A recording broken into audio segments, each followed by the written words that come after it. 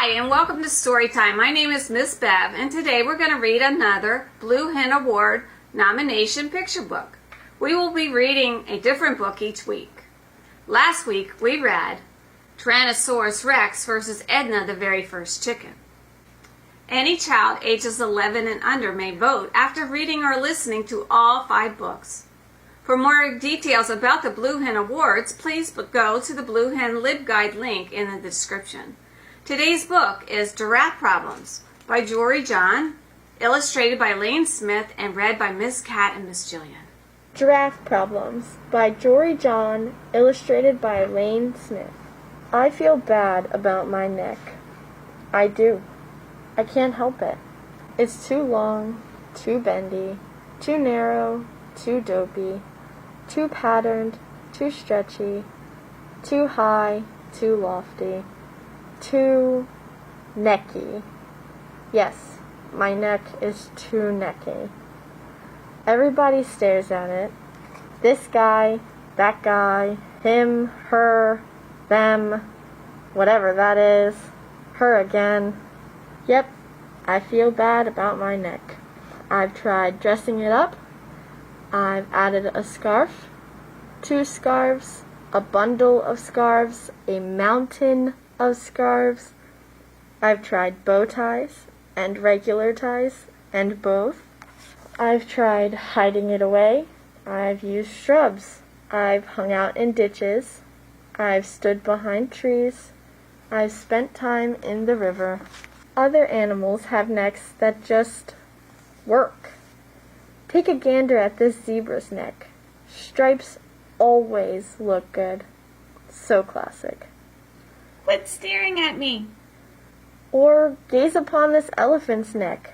Strong and powerful, yet graceful. Stop talking about me.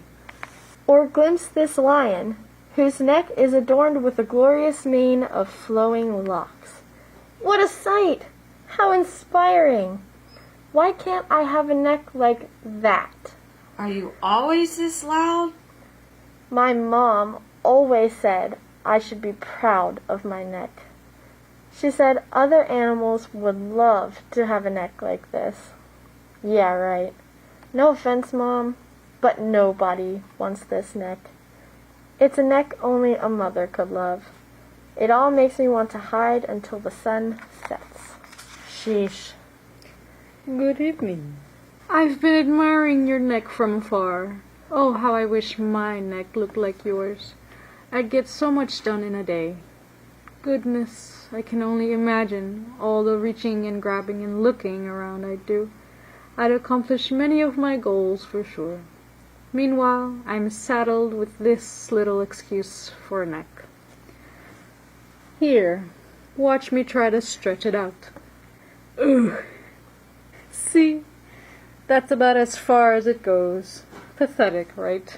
I'm basically neckless. Sigh. You feel bad about your neck, too? Yup. Huh. I'm Cyrus, by the way. I'm Edward. It's lovely to meet you, Cyrus. Can I tell you something else, Edward? Of course, Cyrus. There is a hill in the distance which you can surely see from your great vantage. I've stood on that very hill for 7 straight days now, staring skyward, watching as a single piece of fruit, a lone banana, slowly changed from green to yellow, ripening. I've endured windy nights and unseasonably brisk mornings with very little sleep as I waited and waited, hoping against hope that the fruit would drop before me so I could sample its sweetness and nourish myself in the process. Yet day after day I felt like such a fool as I stretched my neck towards these greedy branches, only to be limited by my own physical shortcomings. You want a banana from a tree? That's what I said, yes. Here you go. Oh, you did it. You made it look so easy. Munch, munch, munch, munch, munch, munch. Delectable. So that's what a banana tastes like, huh? It was worth the wait. Edward, face it. Your neck is impressive. It allows you to do amazing things. For instance, you just solved my week-long banana dilemma in 10 seconds. Well, Thank you, Cyrus. I think you have a swell neck, too. It's elegant and dignified, and it works well with your shell. That means a great deal to me, Edward. Say, do you like bow ties, Cyrus? I'm not sure, Edward. I have very little experience with them. You look wonderful, Cyrus. As do you, Edward.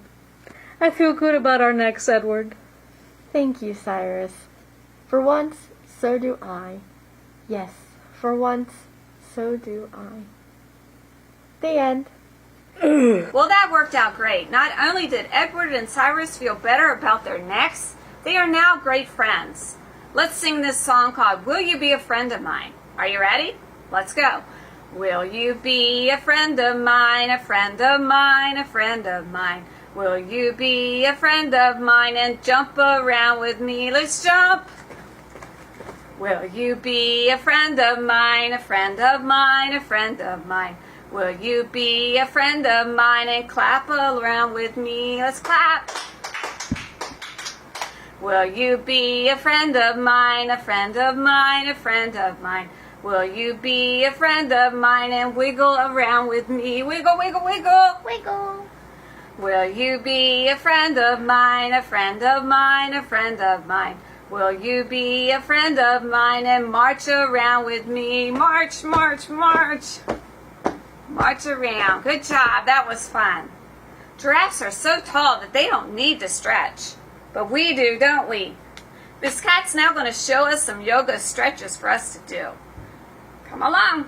Hi guys, it's Miss Cat here. We're going to do some animal-themed yoga poses. So let's go ahead and start on the ground, starting with our Cyrus the turtle. So we're going to bring our knees wide apart, place our belly between our thighs, rest our arms behind us, rounding our backs like the turtle shells. We're going to place our hands under our shoulders, knees under our hips, pressing the ground away. We're going to round our backs into our cat pose. Then we're going to extend one leg out at a time, placing our bellies on the ground, keeping your hands under your shoulders and gently press on the fingertips. Lift on an inhale into your cobra pose. And then we're going to tuck the toes, lift the knees off the ground into your downward dog. On an exhale, go ahead and bring one foot forward, keeping the toes outward, squatting into our frog pose. And then finally, extending the legs, heel, toe, the feet together, roll all the way up into our giraffe pose, known as Edward in our book. Thank you. Namaste. Now we are going to make a giraffe craft. You will need a piece of construction paper, 2 brown pom-pom balls, 2 googly eyes, brown paint, a black marker, scissors, and glue. First, you're going to place your arm down on your construction paper, and you'll trace your arm out with a pencil, and then cut it out. I already have mine done. Now, we're going to make ossicones with our pom-pom balls. So take your glue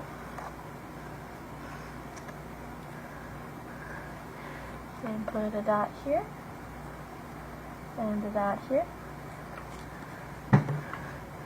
and then your pom-pom balls. Next, we're going to glue our googly eyes down.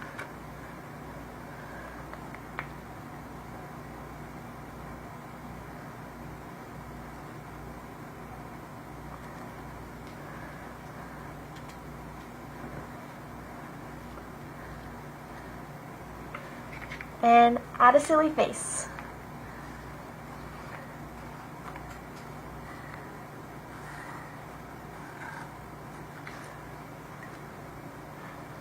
And our last step is the best step.